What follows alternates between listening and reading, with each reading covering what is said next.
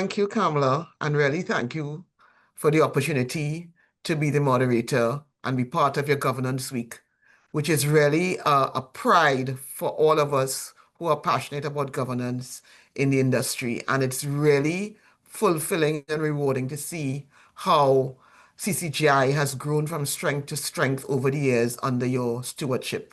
So I really want to thank you for that. All right, so for this afternoon, continuing the theme of Governance Week, governance in the age of generative AI, today we're looking at family-owned businesses and sustaining legacy and growth in this age. Now, in the Caribbean and small island nations, our economies thrive on family-owned businesses and SMEs.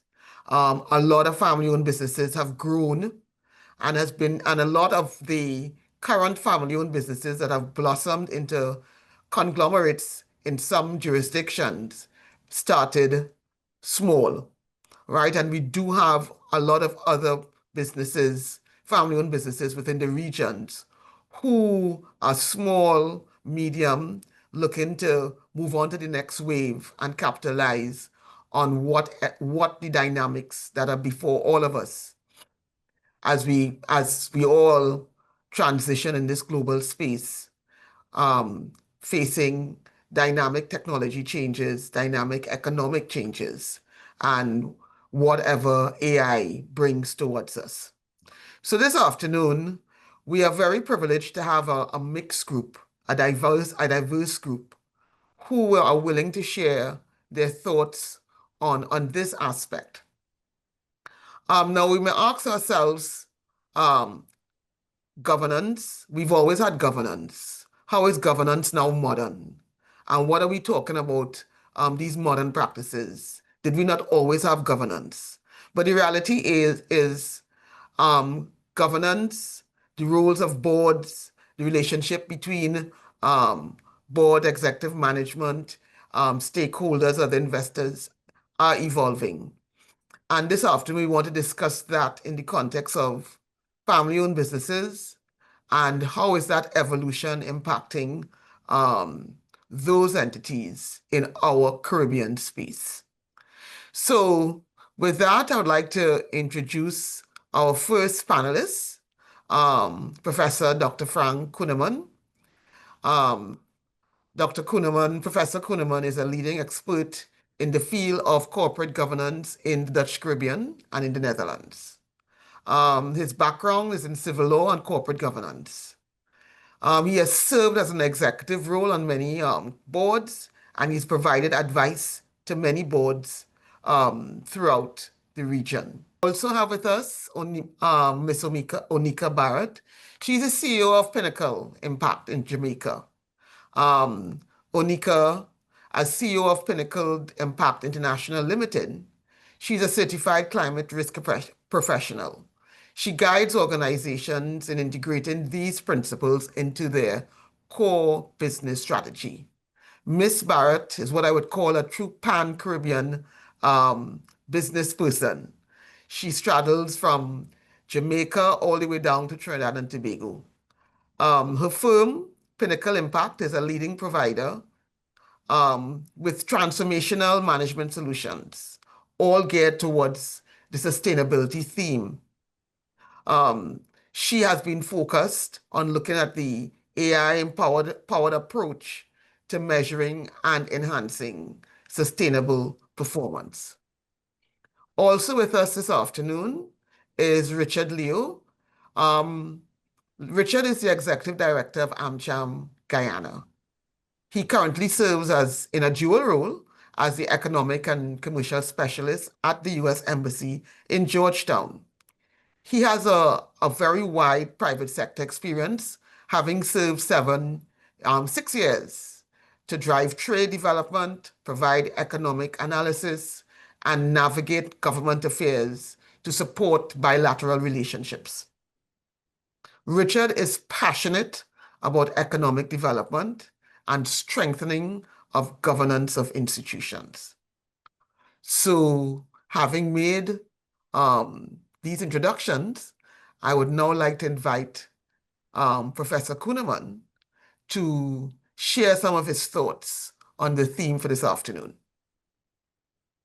Yeah, thank you very much, Glynis, for your kind introduction, and Kamla, thank you very much for your invitation to be again part of this wonderful experience of learning that you provide already for years with your institute. It's really great. And I've been listening with very much interest to the introduction of Daniela Richardson from Stacia. And actually, she shared with us that AI and also AI in governance is a two-sided sword. And I also want to refer to what you mentioned yourself, Kamla, that basically, in the end, it's all about the ethical side. Because as a preliminary remark, yes, AI will change everything for everyone. But when you look at corporate governance, the way that people work together to reach their common goal, then there has not changed very much during the last 1,000 or 2,000 or even 3,000 years.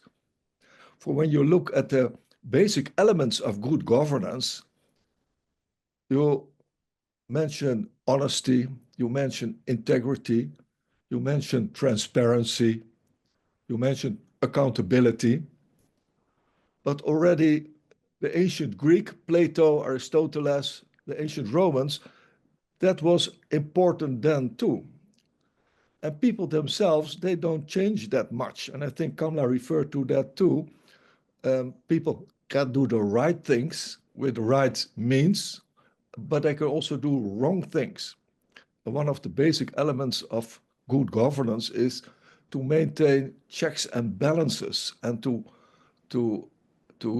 keep the mirror in front of you. Are we together doing the right thing? And when it comes to AI, it is exactly the same. So the essence of governance and AI is to keep those basic values straight before our eyes and to guard them. And having said that, it's very interesting that the theme of this meeting today, in this week, is family governance.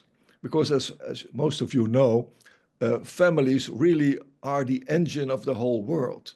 70 to 80% of all people work in family businesses. More than 50% of the GDP is by family businesses. It's a huge part of the global economy. So actually, when you discuss corporate governance, you discuss family governance. And then, having said that, I would like to take you into some of the observations I would love to share with you. And I have identified 5 challenges, different challenges that I see in family governance. And the first one I would like to present to you is the illusion of harmony. The illusion of harmony. In many family firms, they say, well, we don't need rules. We trust each other. When there's an issue, we go to the kitchen, we sit at the kitchen table, we discuss with each other, and we solve it. We don't talk, we work together. We understand each other. And yes, that is a basic strength of all family businesses. But it works only for a limited period of time, because invariably when the business grows or when generations change, tensions come to the surface. Harmony becomes pressure. Conflict avoidance replaces honest conversation. And that connects to the second illusion or challenge that I would like to present to you or to share with you, and that is the myth of what I call nest strengths. The nest, where the family of birds is residing and where they feel cozy and comfy. And the feeling that that will carry the business through any storm that might come. And yes, that is correct. However, family strength is not the same as governance strength. And some of you might have read the book of Thomas Mann. It's already 125 years old. It's called Buddenbrooks, and many television series and movies have been made on that theme. And it is about a family business, and that is transferred from generation to generation, and then it deteriorates. And nearly every language has its own saying that says, for example, like in English, the 3 G's, from grit to gold to gone. Or wealth that's earned, lived, and lost. And what you mean with that is that in family businesses, generally the first generation, they are the hardworking people that build a lot from nothing into a beautiful business. And then, for sure, in the old days, the eldest son takes over, and he builds further, but he enjoys the wealth that his parents and his dad created. And then after the second, the third generation comes, and they spend it, and the company is gone. And actually, that is a cycle that you see through the ages. So what does it mean? Well, it means that you have to guard that process, that you have to guide it. And that's where I started, that family thinks we don't need rules. That is correct.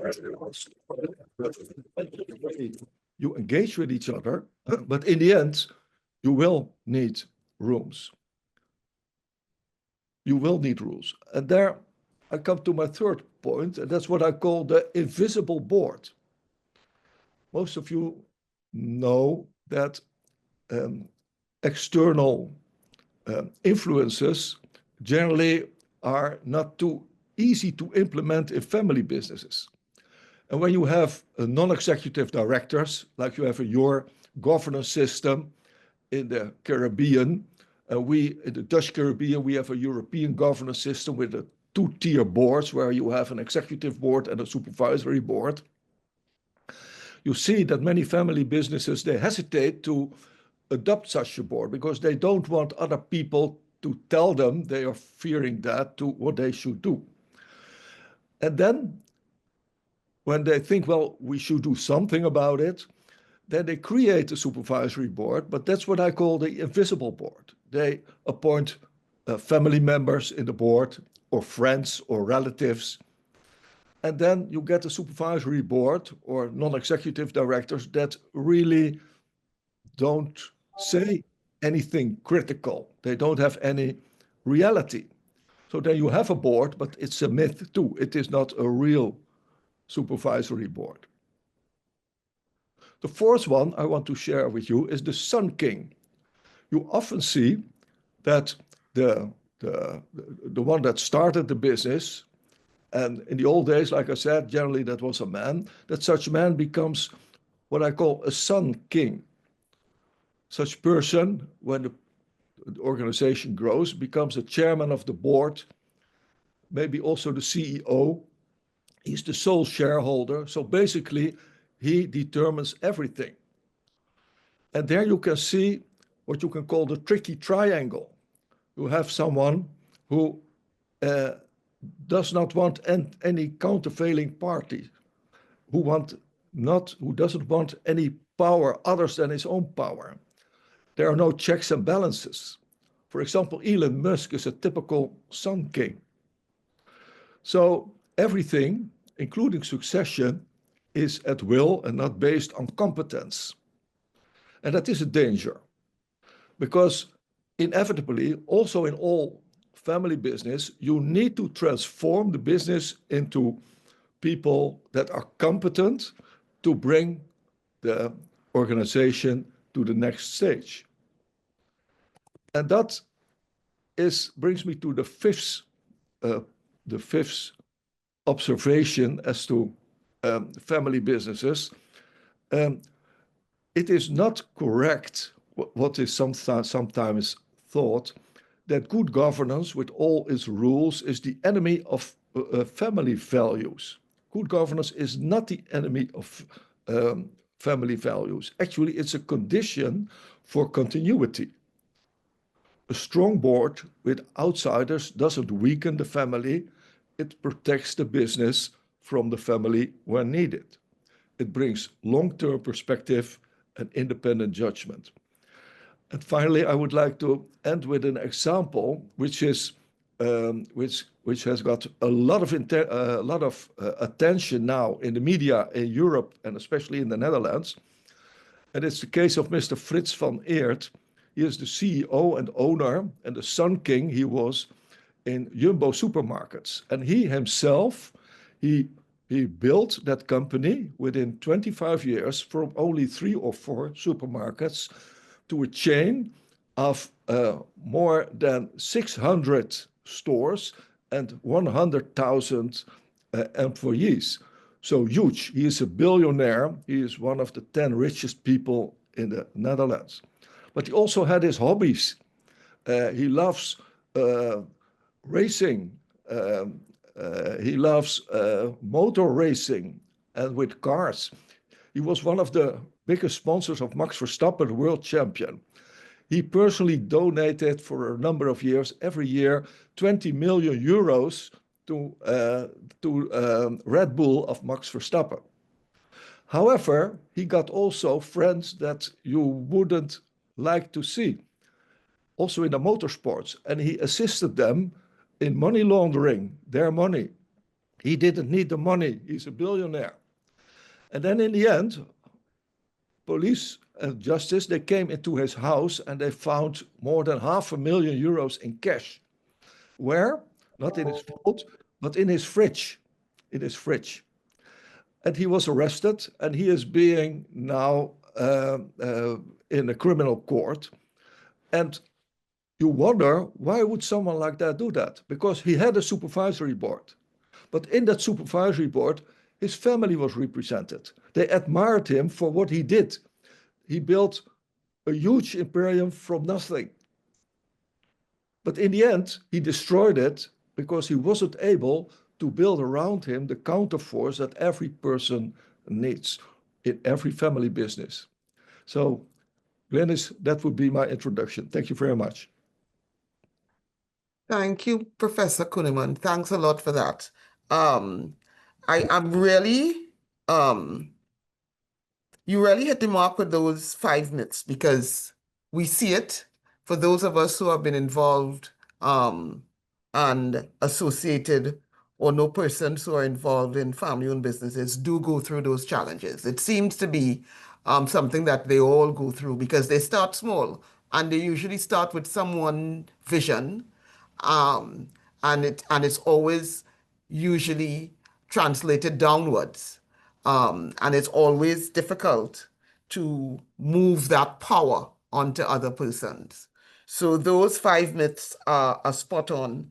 And it's about persons recognizing that whole aspect of good governance. I think the last one is not an enemy. It is not an enemy to family-owned business. It brings sustainability. Because when you look at the 4 core principles, at least in these modern times, which is transparency, accountability, fairness, and responsibility, those elements are what companies thrive on in order to grow and to have a sustainable presence. So I want to thank you for that, and we'll pick up that discussion some more later on, because I really want to explore this. So, Onyka, Ms. Barrett. Thank you so much. I want to say a quick thank you, Kamala. Thank you so much. I've been really enjoying these discussions over the last few days, and I thank you for the opportunity to add another perspective to the discussion. And thank you so much, Glynis, for the introduction. I appreciate it. So my perspective starts with 2 experiences that I recall, all in my lifetime. One started with when originally we did computer science. We used to have those old IBM computers, and the writing on the screen used to blink green. And for you to get anything done, you had to put let something be equal to something plus something to get something out. And the length of time it would take you to get it right was just phenomenal. And then we had to use the floppy disk. And then fast forward, I remember the public library in Port of Spain when you had an assignment to do right next door to City Hall. And you would go down to the public library and everybody had to wait in line to get access to the one set of encyclopedias that were available in order to look at the one paragraph on the topic. And everybody then had to figure out, how do I write this in my words? And now fast forward to today, we have AI and we have the world of information at our fingertips. And that is exactly the environment that family-owned businesses and SMEs have available to them to leverage. Information is no longer hidden, it is right there. And so the question becomes, how do you really leverage all of this power that is available in a way that helps to sustain a family-owned business to make it to the point where they can talk about legacy and to really realize phenomenal growth, because every business goes into business thinking about that long run. And AI certainly presents those opportunities. The perspective I want to add to that, though, is that the conversation we're having now around technology, AI, and so forth has to also be put in the lens of sustainability. And when I say sustainability, and this time, I'm now talking about the triple bottom line. So for any family-owned business or any small enterprise now that is starting a business or is actively trading and doing business, it's not only thinking about digital transformation and AI, but they have to think about what are the other pressures that are existing in the operating environment that they're in. And that environment, regardless of size, is brutal. It is no respect of size of the organization. So they are subject to many risks. And those risks are not just what AI can do to disrupt their model, but it's also climate risk. It's also what's happening in terms of social issues and how those issues of people can make itself known within the organization. Those are real risks that they have to think. And so how does an organization stay afloat?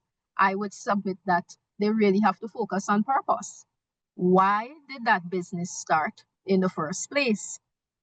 Purpose is very critical.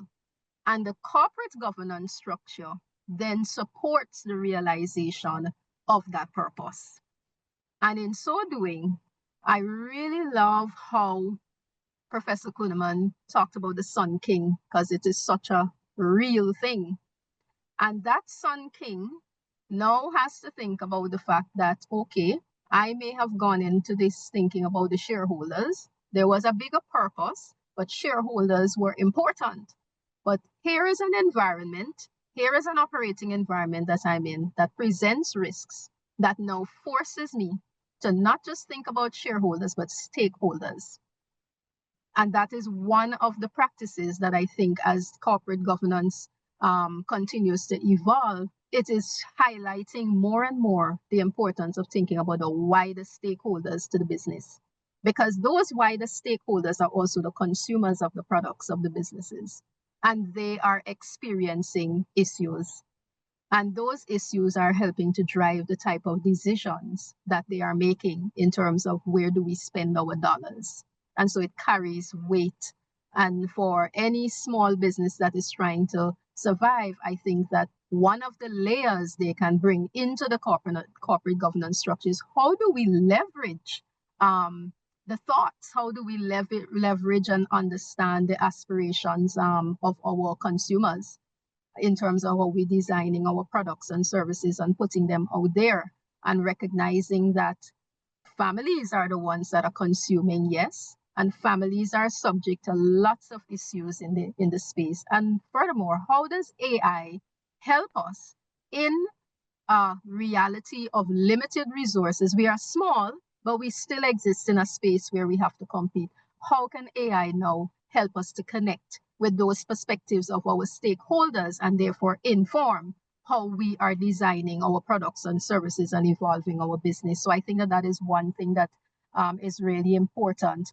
Another one is the other perspective is that of risk management. And this is important because with the smaller businesses, informality is an issue that they have to battle. Informality is rife. And as Professor rightly pointed out, a lot is built on relationships, and that can sometimes give rise to a high degree of informality. But at the same time, in order to stay afloat, there has to be structure, and some of that structure can be thought through the lens of our risk management.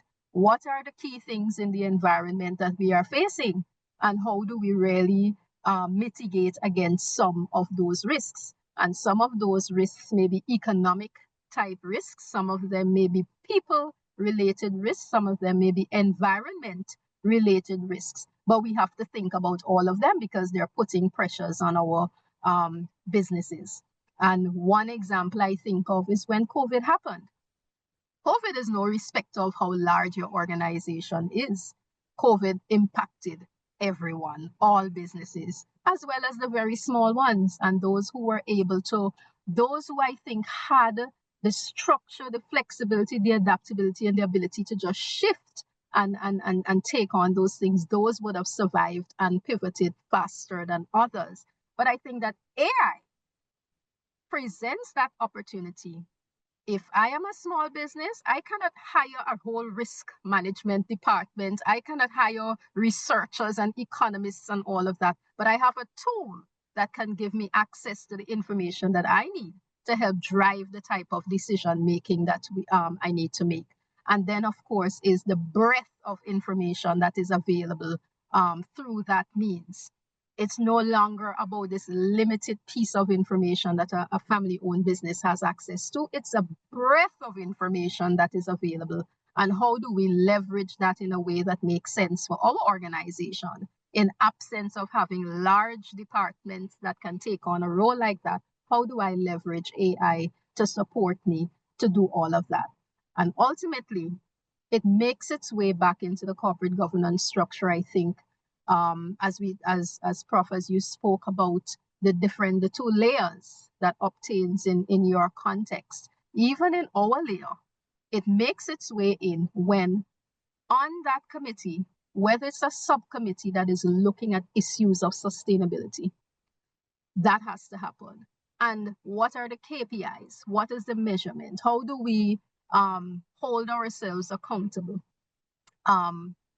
to knowing that we're not just thinking profit, but we're also thinking environment, social, and how are those things impacting on our business and how are we impacting on those things? That's also an important part of the corporate governance framework, especially when we think about it from fairness and responsibility and ethical operations. I think that's extremely important. And I think all in all, looking at those perspectives, bringing it into the organization through the corporate governance framework positions that business to really operate through strategic leadership, because it's now thinking not just about the bottom line, but thinking about those additional things that are happening in their operating environment that can impact on the bottom line, and now thinking about the triple bottom line, so to speak, people, planet, profit, or the economics of the business, but the realities of the fact that we are serving people who are being impacted in different ways, and what are the opportunities for products and services that lie in that space. And I think that the organizations that are able to think in that way are able to really be flexible and agile, and that's where legacy, we can then start talking about legacy, because either way, the market, the environment that they're in, the operating environment that they're in is going to be continuously evolving. So I think it's really taking that perspective and then figuring out how do we use AI with the opportunities that it brings to help us to drive that. And how do we use our corporate governance structure, our board, and embedding within our board that perspective, that type of thinking, and KPIs that match that, so that we're holding ourselves accountable, but we're also setting ourselves up for long-term growth and legacy. So I'll just stop right there. Thank you so much. Thank you, Onyka. I heard a lot of realities coming from you with respect to family-owned businesses in the Caribbean. And because we're a small area, right? In the English-speaking, Jamaica is the largest, followed by Trinidad and all the others. These companies are very small. So I hear you about it, but the reality is, as you are building your business, you start off really with your passion and looking at how to keep going every day. Profit is really your focus because what is my turnover like? How am I living day to day? Very often, the businesses are not started with that structure. As family-owned businesses, they would bring in family-owned subject matter experts. So somebody good in computers, well, we could touch on that one. They know somebody good in accounting, some family member good in accounting. So I hear you talk about the informalities, and a lot of it is that's how the businesses start is informality of people who you know who can help bring this business together. They're not even thinking about triple people, planet, profit. Actually, all they're thinking about is profit, right? Let's be real. So it's really about shifting, educating, and shifting those budding entrepreneurs who is looking at starting up to give consideration to all these things. Because truth be told, they're hustling, as a term we use. They're hustlers trying to get it together, trying to convince the bank to give them loans. Bank is asking them for all this documentation. They barely know where to start. So it is a challenge, right? But we'll explore some of that later because that is real. And I go back to what Prof said. Those five myths is what they live, and it's really transforming the thought process to embrace the technologies that are presented. And you're right, AI, if used properly, can help with the human resource element. So you really don't need to hire X, Y, and Z. And if it's done right, they can really reduce a lot of the risk that going forward and a lot of the resources that they will need as startups, right? But it's come down to education and Glynis, how you weigh their minds. yeah, Richard. Richard is here? So let's have him come in. Right. So Richard, I'd like to bring you into this conversation. Yeah, so Welcome. thank you, and my apologies for joining a bit late. So if I understand the question correctly, it's how can generative AI impact sustaining legacy and growth? So what I like to say, in family-owned businesses. yes. So let me give an example from a Guyana perspective, a very practical example. So there is a family-owned business which is scaling, and coming back to corporate governance speaks towards the systems, the processes, our responsibilities. And if you have a family-owned business that is maybe across 3 or 4 generations, right? Different business units may be maybe with different generations, because someone may like ICT and cybersecurity, someone may like actual security or maritime development. Point is, how do you streamline it? So in Guyana, ISO is becoming a very big thing, especially with the advent of oil and gas. Now, how do companies prepare for all of these quick changes? AI, and this is a very practical example, AI was able to help a company start thinking and structuring their compliances towards ISO, and even assisting them as they prepare for audits. So what can happen is you can have your documentation done or supported with AI or automated to an extent, and subsequently have like the pre-audit check, which would enable you to pass the audit. But more so, the value is in that balanced scorecard that is the output. what are your metrics that you're being measured, and what are the key recommendations and the timelines which can be realistically be executed. So the value, I think, in AI is in adding the structure, yes, but also adding speed to execution for small family-owned businesses. So that's my short, quick, and easy story to share, but happy to field more questions. Thank you. Okay, Richard, thanks for that. A quick question though, just to expand on your story. With Yes, respect to the good governance, because that's a family-owned business that's scaling. And yes.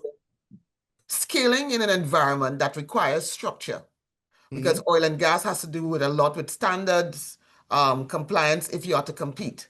Because we saw it here in Trinidad when the energy sector was blossoming and blooming. The multinationals brought in all of these compliance things that the downstream companies had to ramp up on in order to compete, because nobody's dialing down on compliance and standards, right? You have all these safety requirements and those sort of things. But outside of oil and gas, which demands a structure, what are you seeing with the other SMEs? So the ones who are in retail, the ones who are maybe groceries, or providing some other service that are not necessarily energy related, but outside of that realm.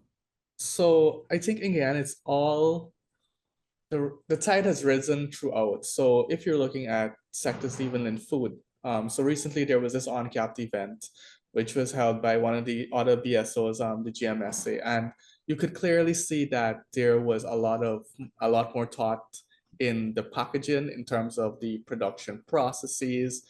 I asked quite a few folks, and many, I would say, out of maybe 15 or 20 people that I spoke with, at least 10 or let's say 50% of them use AI as they consider new products, as they look to see what gaps in the market, as they look to enhance and scale their businesses to based on the existing cash flow that they have.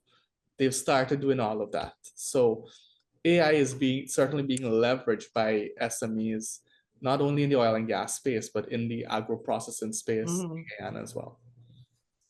Okay, thanks for that. That's very good to know, because I suspect that throughout the Caribbean you are going to see that change. But I guess one of the challenge for us is the whole issue of digital literacy, because as you look for the technology and the technology tools to push a company, a SME, family-owned business, to another level, there is some element of digital literacy that needs to exist. You just can't start without that.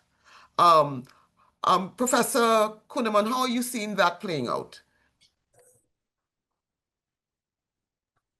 Yeah, actually, what I very much liked about what Onyka Barrett shared with us is how she described two very large elements of the world, also of small enterprises, the triple bottom line, people, planet, profit, how they have their influence too. So I don't think in the end, there where it is about the basics, that there's a lot difference between very small family-owned businesses that are only working on a small scale and the larger ones, because it all comes down, like Onyka also said, about adaptability.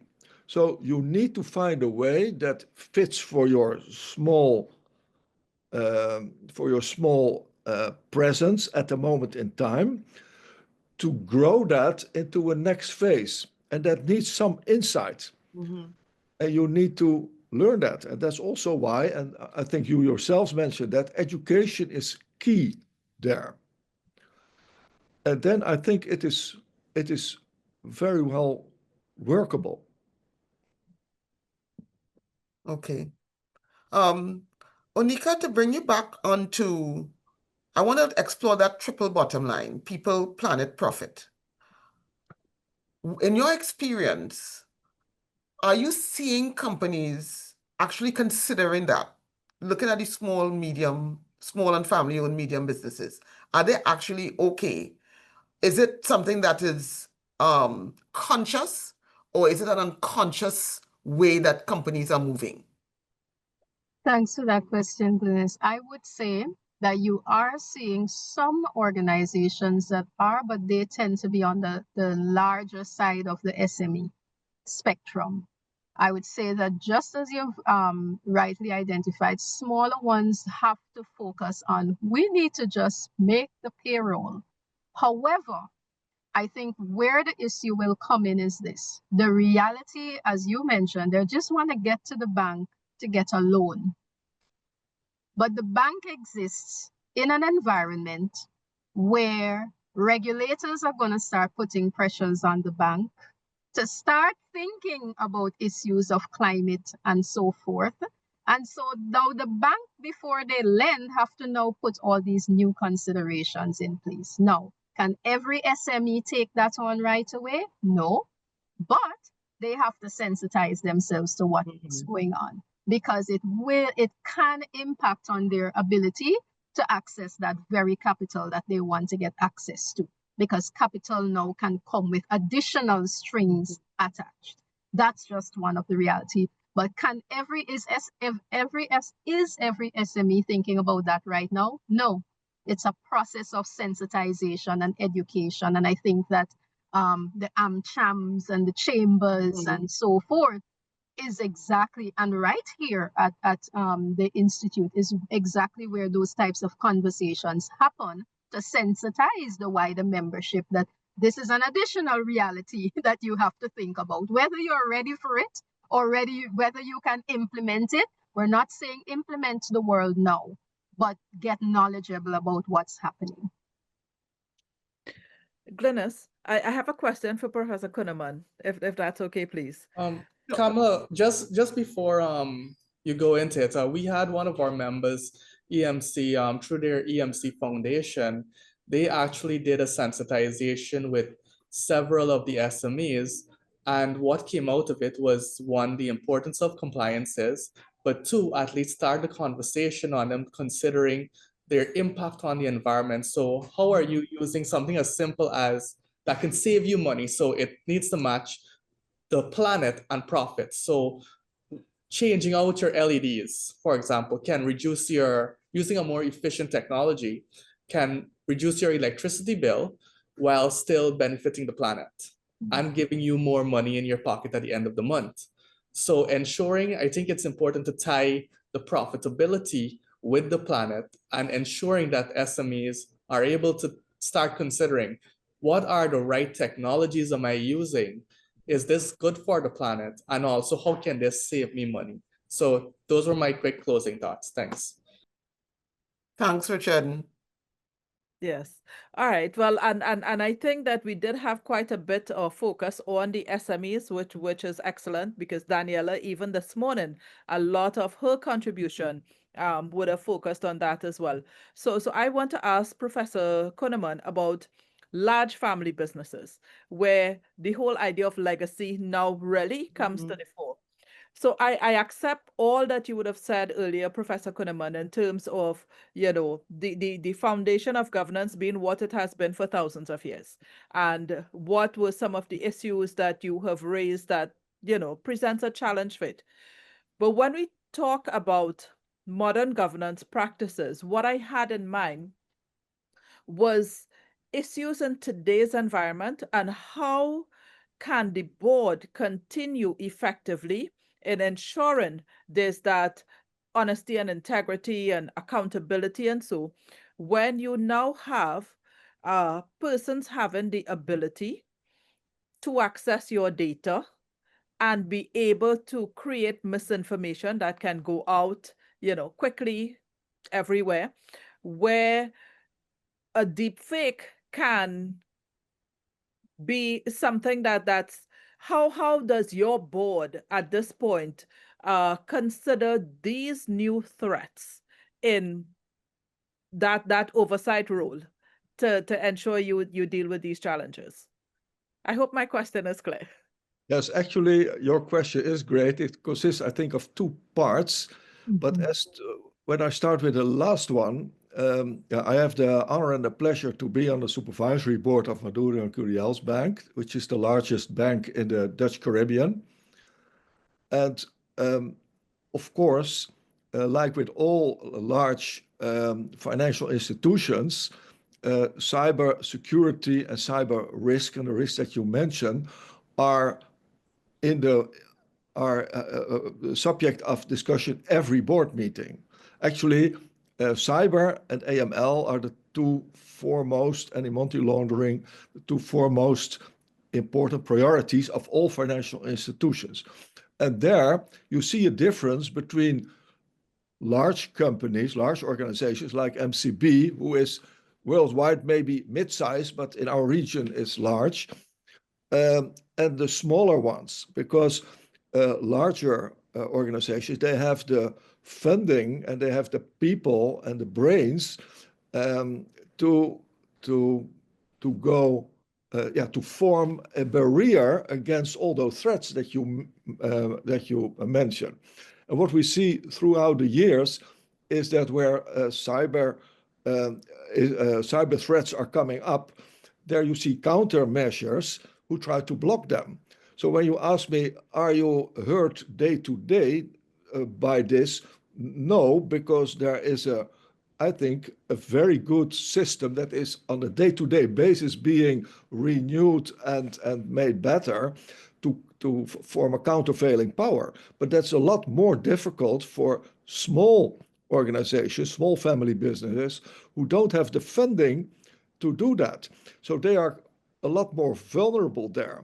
And there you see something very ironic, that when you are not able to adapt thereto and try to find a way, and I like very much how Richard mentioned that you should find a way to combine the people, profit, and planet, so then you can make a bridge to those smaller organizations.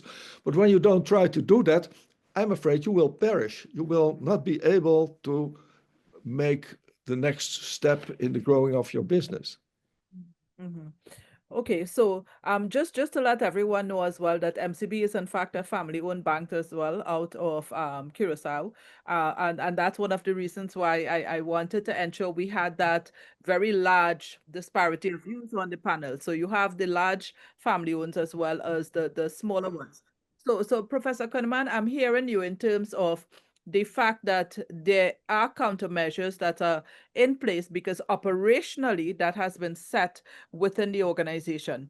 But I'm curious to know whether there has been some investment in the board members themselves now having to be more alert and to understand how to interpret some of the challenges that may be coming in this new environment, or is it that your management team takes care of that and your agenda is simply to ask, is all well? Do we have everything in hand? Yeah, thank you for the question. It's a great question. Actually, we have a two-tier board, like I explained before. So you have a management board and a supervisory board. The supervisory board oversees what the management board does. So basically, for having the right measures as to cyber security, management is responsible. But the supervisory board should completely understand what you need to do for that, what has been done, and if that's sufficient. So what we do is that we are actually continuously also being educated. So as a supervisory board, we have our regular meetings, 6 to 8 every year, and they last for 2 days. But apart from that, we have our educational program a couple of times a year where cyber is always on the agenda. So that's how we try to do that. And maybe if you allow me, when I connect it to growing, because MCB is a fairly large company and the largest in the Dutch Caribbean, you see a family company, like you mentioned, that was able to make the transition to a sustainable future where it's not only family. So the supervisory board used to consist of family members until already many years ago, Maduro Curiel's bank came into a position where they were able to get a partner who got a little bit less than 50% of the shares in Scotiabank, which is one of the very large banks in the world, and thus was able to acquire a wealth of knowledge and people and input to be able to make that transition. And that's a very important, I think, also example for family businesses, that when you are able mentally to think not only about family, but to seek cooperation with outside parties that are a lot stronger than you are, you will be able to transform your family values for the next generations to come. And not only, like I said, for one or two, and then the third generation spoils everything, but for basically, hopefully, an indefinite period of time. So Glynis, my two key takeaways from what Dr. Kunneman has just shared is one, that there must be training for directors as well, so that they understand and can interpret the decisions when it comes to them. But also too, and fundamentally, I think this is a brilliant point, for family-owned businesses that are small, strategic partnerships might be a key way to be able to access the kinds of resources they will now need for this modern era, because they wouldn't have the funding to be able to manage cybersecurity risks. You know, one attack can possibly wipe them out. And this was something that we actually have been talking about here at CCGI for a while, when industries can come together. So you can have a common approach that allows for the economies of scale. So smaller businesses don't all have to invest in the full architecture, but there is a common foundation that allows everyone to contribute towards its growth, but also benefit from it in how, and when we look at the AI and the speed at which it's progressing, and as we have all said this week so many times, it's smarter than humans now. It means that our strategies have to be to align our strengths, so that kind of collaboration and strategic partnership will help us in this modern world. And sorry for taking up so much of your time. It's heading to the top of the hour now, though. Right. So one of the things I want to bring in Onyka here, because as you talk about strategic partnership, she's part of a entity that has partnered in order to grow Pinnacle, from reading her background. So there has to be a catalyst that makes that transition, that causes that transition, because usually for a lot of small businesses, it's only until they're dire straits that you make it. But Onyka made a point that many times it's actually accessing capital and having to go through a formal bank or some other financing entity, that it now forces the smaller business to consider making that jump. Onyka, you want to talk about that some more? Sure. So two things come to mind. One, from a regulatory compliance perspective, and I'm thinking about an experience that I had recently as part of a fellowship in the EU. And as you know, the EU has done quite a bit around their policy and regulatory framework that has forced businesses to report in a certain way that really has that perspective of sustainability. And one of the challenges that was inherent in that compliance process was that the larger organizations could do it, but the smaller ones couldn't do it as easily. And so what I learned was that there were models, there were associations rather. Now what they did is they got the larger organizations to collaborate and offer educational opportunities, training, as well as strategic alliances that supported the smaller organizations to be compliant. And I think that to me spoke to the importance of strategic collaboration. And as you correctly said, from my own perspective, looking at the environment in which I'm operating and what I would like to do, and recognizing that with my size, I can't do it in a certain way, but through a strategic partnership, we could then extend our efforts in a much more impactful way. And then there was a, Kamla, and you raised this point and you reiterated this point, and I think it's an important one. The education and the sensitization of the board is simply critical, because at the end of the day, they are the ones that is going to hold the organization accountable for the way decisions are being made. And so it's not possible to do that unless they too understand that, look, this is one of the issues in the operating environment. This is how it makes its way into the risk management framework, and therefore how it's connected to the corporate governance framework. Whether it is a board subcommittee that is oversighting something, but they themselves have to buy in and they have to understand in order to be able to drive that conversation. So, yeah. So another important point, and it comes back to the board education, but it also has to speak to the board composition, because for modern governance practices, diversity is key. You must be able to have of various ideas, experience, and competence in order to move any organization forward. And if we're looking at the medium-sized business as they want to take that step, as they transition into better corporate governance practices, it really starts with your composition of your board and getting those various thoughts and experiences in a shared pot. Richard, have you seen that happening in Guyana? That has actually been happening, at least you can see it within the Bihari group of companies, just right off the bat. That has been like a standard practice I've seen with at least maybe one of the cousins, or maybe even a female who is very well educated in the areas of corporate governance, becoming a corporate secretary, or maybe even leading something like the marketing arm of the company. That has been something that has evidently evolved. And you've seen it, we've noticed, that is something that has been noticed across the board, not just in one company, but you can see it throughout many medium-sized firms in Guyana, or what could be determined as medium-sized firms. Yeah. Okay.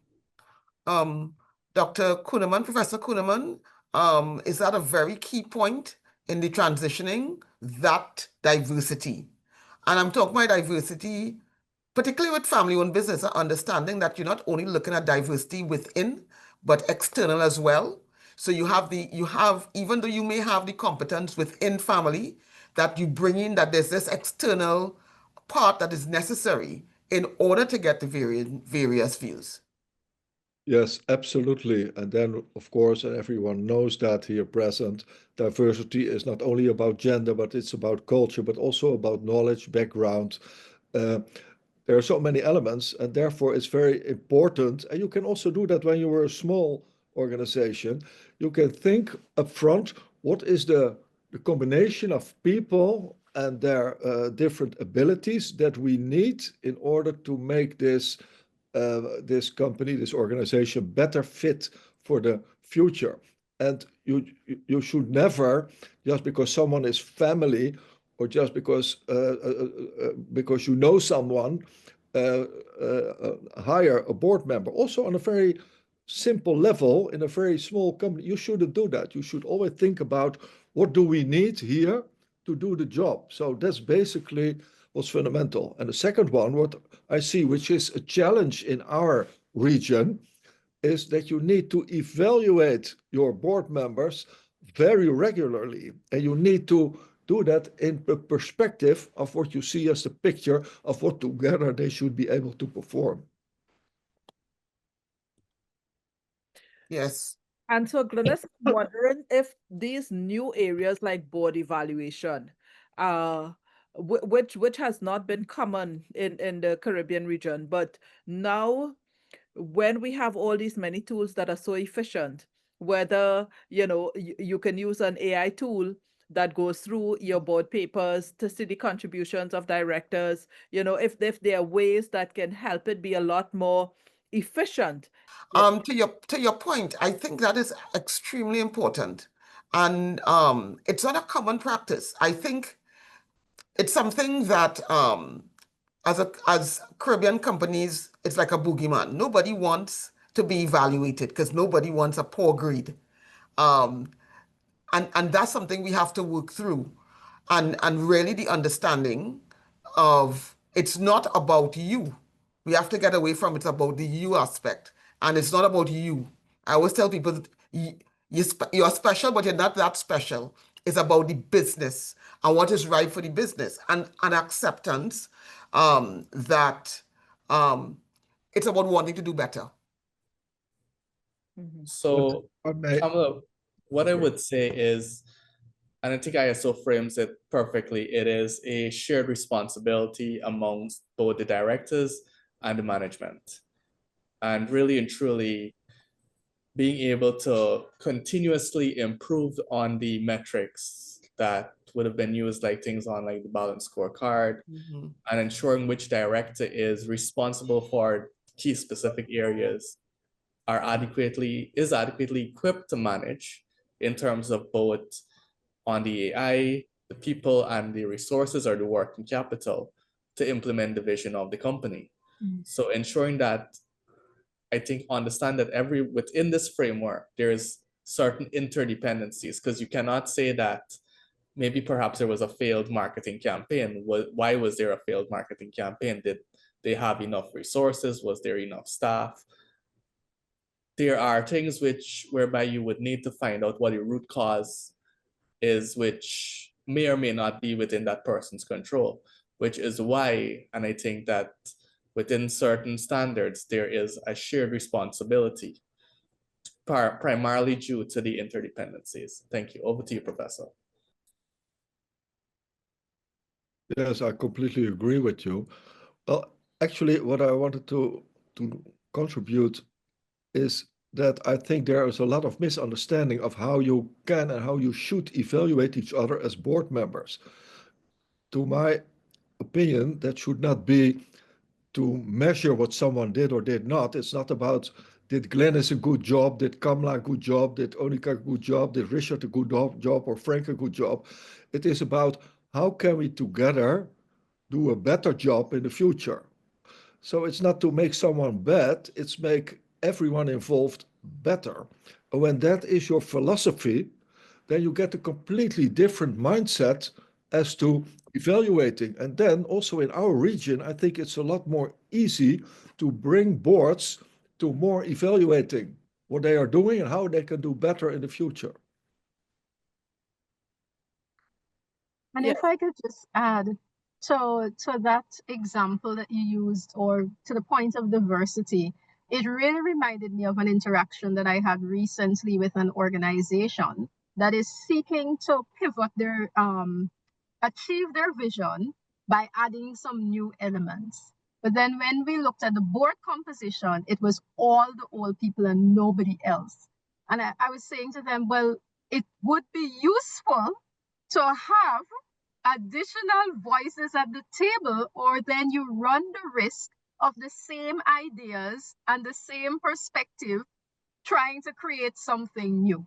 So that point about diversity is a very critical one that we often overlook sometimes because of the way in which we select board members and how and why and so forth. But it is a very, very important issue.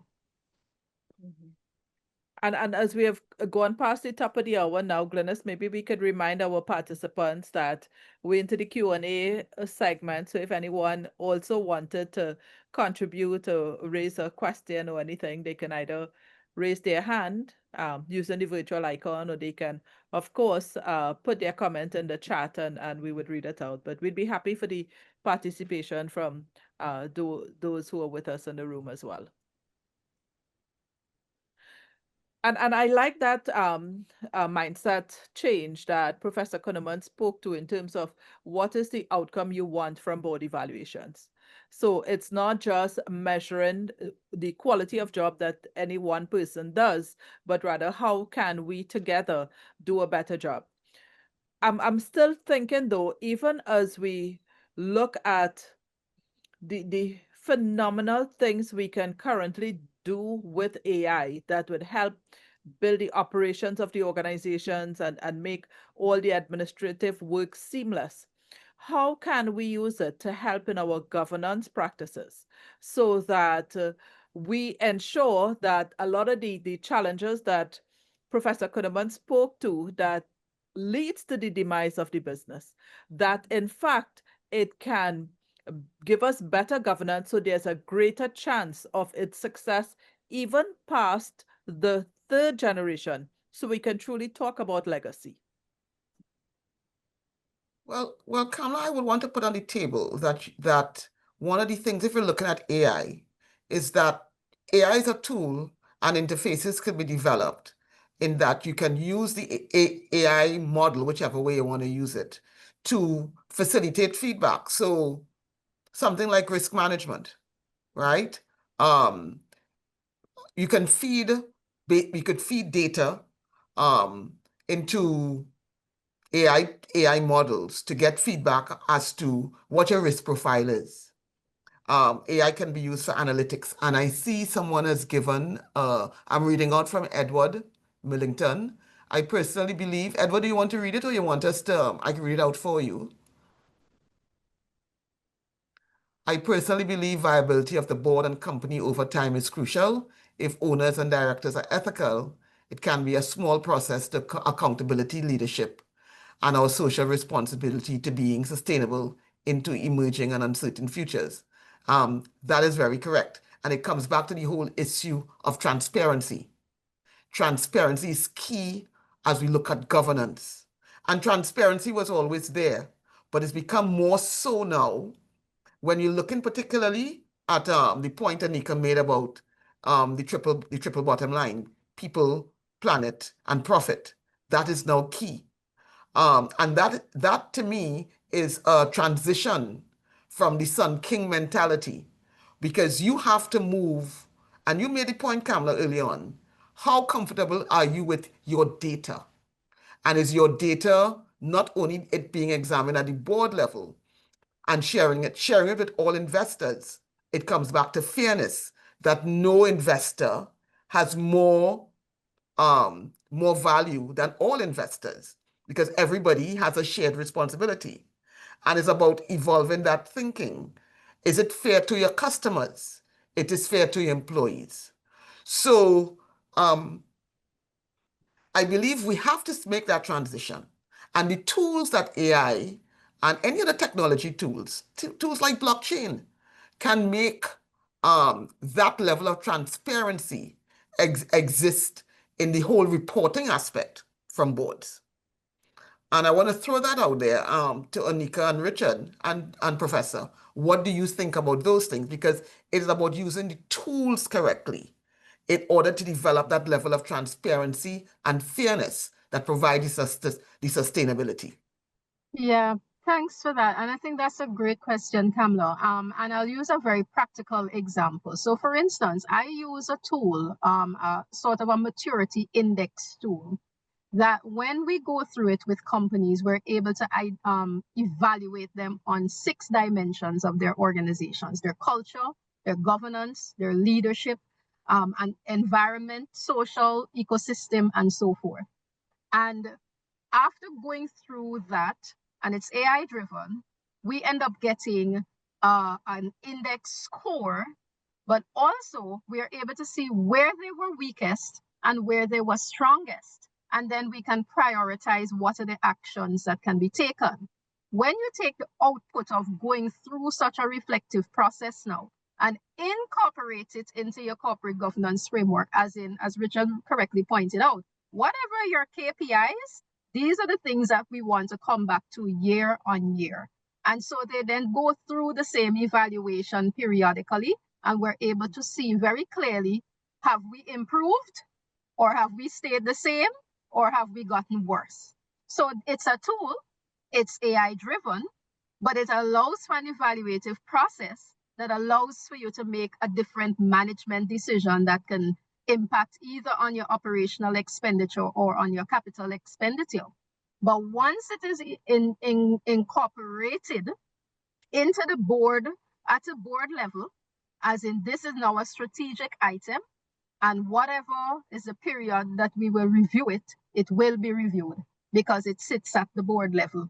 So to me, that's a very practical way that we've been using it with organizations to support them to understand their maturity in terms of sustainability, people, planet, and profit, because it's looking across all three elements of the organization. But then the output of that process is really, it's done with board members and it's incorporated at the board level. So I think that's just one example I think of that answers your question directly. And I really like that. And Glynis, what you pointed to as well, I think this is possibly the real solution. How do we build transparency in such a way? Because now we could use the tools for that. So you mentioned, for instance, the use of blockchain. And it's just reminding me how much we need to now learn in this new environment so that we could understand these tools to ensure that we could enhance the transparency. Because I like the example Professor Kunneman ended with in his opening remarks, where he spoke about this Sun King who had built a really great organization, who was a millionaire, but whose personal values, it was compromised because he had friends who he was aiding and abetting and doing things that were illegal. So eventually he ended up before the courts, and then, the entire family wealth would have been wiped out. Now, if you had greater transparency in what is going on, it means that it's not just the family members who would be loath to face that founder and say, well, you're doing wrong, you can't do it. The greater transparency means even the managers in the business, all these people who would be affected, suppliers and so, because when that business goes down, they all lose. So being able to find the tools to build the right kinds of transparency that ensures that you shine a light on everything that's happening. So it's more difficult to do bad things in the dark. That's true. So let me give you another example of simple tools that could be helpful for the evaluation. And again, it's about the whole issue of transparency and fairness. Virtual software collaboration. A lot of board meetings now are done via remote. Okay, a lot of them. It's now come standard fare. Those sort of tools, once you plug them in and they're capturing information, discussion, contribution, they in turn have analytics. So you're providing data as to contributions, as to who is there, as to who's brought things to the table. These are things that we use.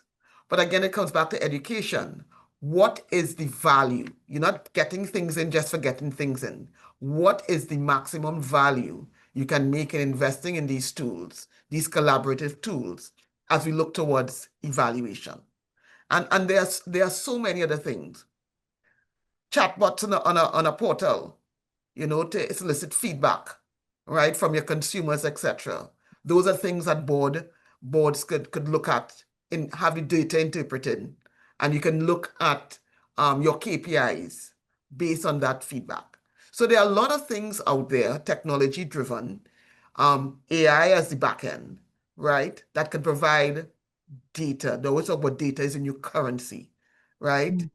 And these things can be used to encourage investments, right? And so that is some of the ways that, to me, I see the whole modern approach to governance, as we look towards the topic at hand, play a part in doing sustainability and building legacy as companies look to go on to the next wave. Any thoughts there? Kamala, let me interject. So just taking it a little bit back towards let's call it maybe sustainability for SMEs. So family-owned businesses, I think they're very equipped and understand in terms of the owners, they know themselves. And it's just like you're picking a partner and you know your family. It's important to have shared values and to know who has the integrity and to empower those individuals who will be the conscience of it to make the right decisions, not just for one person, but for the entire group. And we have seen that in several family-owned companies here in Guyana, because they know themselves, they know who's likely to go off on the deep end, they know who is the conscience or who has the responsibility of the family, and they empower those. So just being cautious that, I mean, yes, there's a lot of things that AI can do for you, but the human component of it, knowing which behaviors are being done by whom at the board level or within your ownership structure, and ensuring that the right people are empowered, I think that would be the key takeaway towards having a successful family-owned business from a governance perspective. Thank you. Thanks, Richard. I just want to remind people that we have the survey link in the chat now, so we'd appreciate feedback on our session as we go along so far. Glynis, we have just about 10 more 10 minutes. Yeah, I'm looking at the time. We have about 10 more minutes. So I know we are out of time with good governance. As I bring this session to a close, I just want to get some more thoughts on some of the big ticket things that we have talked about. So Professor Kunneman, are there any more thoughts you'd like to share with us? And then we'll do a wrap up. Well, if I may, actually, with all the new possibilities these AI are giving us, I think it's at most one of the core tasks of every board is to be critical, but also on the instruments that are provided to us. So as soon as those instruments are taking over, in the sense, not that they take over, but in the sense that we trust the instruments, it's not correct. I think a good board member, a supervisory board member, has a lot of common sense. They understand what we are doing here, what are the limitations, because also every IA instrument, AI instrument is a lens, and you look through that lens, and it has the possibility of the lens, but also limitations of the lens. And that's what always we as human beings should be able to recognize. Onyka? Thanks for that. And I saw Edward ask the question there just now if we had discussed, and that's timely, because I think it comes back this word ethics, and ethics is in business is still so critical.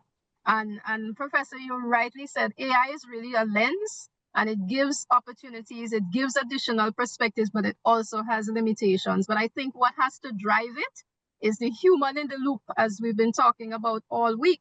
And the ethics is important because that has to still be applied to how the tools are used. So even as you talked about earlier, you know, using it for the minutes and so forth, all of those things are possibilities, and we still have to think about what is the risk of doing that in terms of our data and so forth. But I think ultimately, for any business, if we can start with purpose, and as we execute that purpose in a way that is profitable, but we keep in mind that the environment is no longer only about profit. It's also about people. It's also about planet. And those very things, within those issues lie opportunities for the business to further grow, but they also lie risks. And so it's not possible to be blind to them. And I think taking an ethical perspective to how business is done, I think it does make an easy leap and an easy connection to think about that, whether it's doing it on our own because we have limited resources, or as we grow, we now are able to incorporate AI and leverage what AI could do. We still have to apply an ethical and responsible lens to how we are doing that.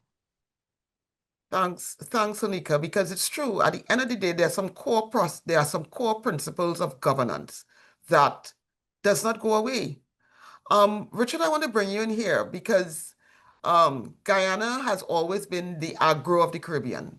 So planet will always be extremely important as companies grow and keep and focus on the sustainability element, as Guyana wants to preserve what it's known for in terms of sustainability, in terms of land use, in terms of that precious space that they reside on the South American continent. Are you seeing that being at the forefront of discussion within this whole changing of being big on energy and companies growing within that family-owned business space?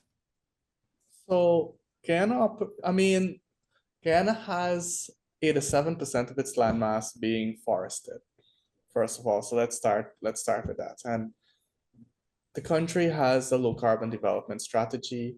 So even if a business is considering to do something, let's say, for example, if you want to remove mangroves, you need to have a risk mitigation plan approved by the EPA. So Guyana does have some amount of teeth in the sense of it is very protective of the environment as a country.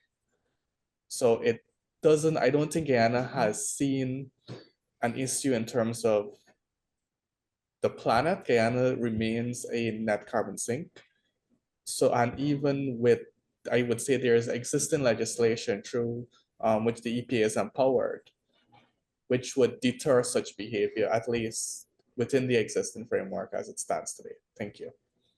Thanks, Richard. And I also want to come back to your point about people.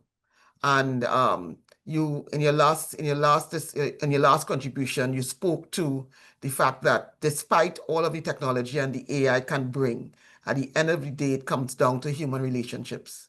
And within our SMEs, and that's the thing about being smaller, the thing about in small businesses, you know who your people are because you have to work closely with them every day. You're not lost in 10,000 people. Our companies that we consider large are a few thousands, and on the medium size is few hundreds. So you end up knowing who they are and who you can trust and who you can work with, particularly within the family-owned business. So as we bring this almost to a close, we have 3 minutes. So I want to go to our 3 presenters and just leave us with one thought. All right, I mean, a lot of discussion. What one thought that you'd like the audience to take away? Professor. My one would be governance is people work. Onyka. Purpose, ethics, responsible business is part of the profitability mix. And Richard. Mine would be integrity. If you don't have integrity, the entire business could fail. And it comes back to some core principles Exactly. that has very little to do with technology. That's what it comes down to, success in business. So thank you very much. I really like to thank our panelists. This has been a great discussion. It was extremely dynamic, and it was great that we got a lot of examples. You all were able to pull out of examples from your experiences to share with our viewing audience. So I'd like to thank CCGI for, again, this opportunity for us all to share and to bring more knowledge and awakening to our viewing public. Again, I want to congratulate Kamla and the CCGI team for what they have done so far. This is day 4, and I've listened in for the last few days, and it has been extremely well spent time, right? Data is currency, time is also currency, right? And it has been well spent. So again, thank you, and I hand back over to you, Kamla.